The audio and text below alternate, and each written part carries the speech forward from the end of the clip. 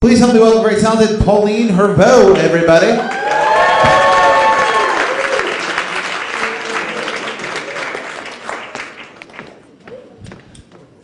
Hello, guys. Welcome. First, I know we've had a couple of people complain about being single, and I'm going to do that too.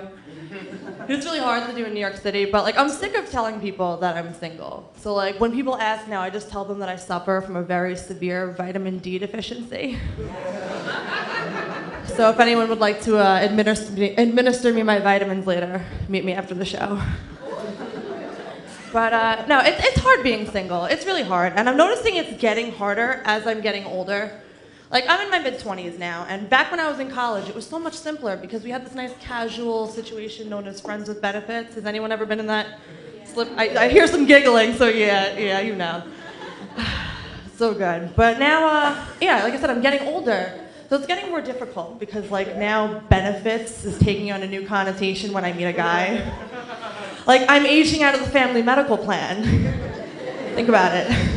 I meet these guys at the bar and typically I'm attracted to the scruffy beard and the tattoos, and now when I meet them I'm just think about it, Pauline, benefits. This motherfucker, Sons of Anarchy right here, definitely doesn't have medical.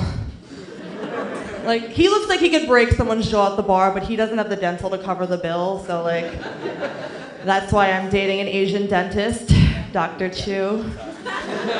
He's secure. Right now, being single is tough, so I took my singleness on the road recently. I went to Vegas. Has anyone here ever been to Vegas?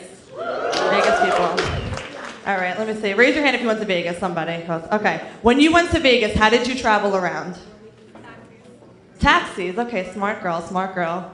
That's too expensive for me. When I was there, I actually took transportation, public transportation. They had a thing called the Deuce, and it's a double-decker bus that goes up and down the strip and hits every single landmark, so it's really convenient when you're cheap and drunk.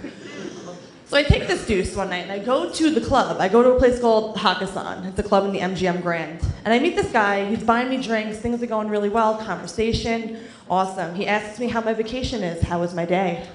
So I reply, yeah, things are great, but it took me a really long time to get here tonight because I had to take a Deuce before I got to the club. And now, he was a tourist like myself, he didn't know I was talking about a bus. But to make it worse, he didn't even flinch, he just went with it. He was like, oh yeah, babe, sometimes that takes a while. You're here now, that's all that matters, you're here now. So I'm so creeped out, I'm like, this guy thinks I'm talking about taking a dump. Why is he so into me? This is fucked up. So what happens in Vegas should stay there. But it's difficult all around. I have a couple of homosexual friends, and apparently dating is not any easier for them. One of my gay friends recently broke up with his side boyfriend. And side boyfriend did not like this. So he's on the phone with him after he threw a brick through his window. The ex-boyfriend threw a brick through his window, so he calls him up and he's on the phone with this psycho little ex-boyfriend, and he's like, what's it gonna take for you to get the fuck out of my life? Do you want money? Do you want dick? I'll pay somebody, it's fine. And I'm sitting there and I'm just like, this is amazing. He's negotiating a side piece severance package with his ex-boyfriend. This is a gay severance package, this is beautiful. And I also thought, I was like, you know what, that's really immature of him. Why couldn't he be an adult about this breakup and just, tweet some sad lyrics or make an angry Facebook status, It's 2015, there's ways around this. I don't know, but yeah, being single is terrible. But not even that, I'm actually jealous of guys in a lot of ways. There's things that you guys can do that I'll never be able to do. And guys in this room can speak for this. You ever go out with your friends and then it's that time of the night, weird o'clock, where no one's getting laid, no one's going anywhere, you're just sitting around kind of staring at each other. And then you turn to your best friend and you're like, dude, be honest with me, how much money would it take for you to suck a dick? And you can't say you haven't had this conversation, you're like, no, dude, really, how many dicks would you suck for $1 million? I witnessed this conversation recently and I'm just sitting there seething in envy because I can't participate with that.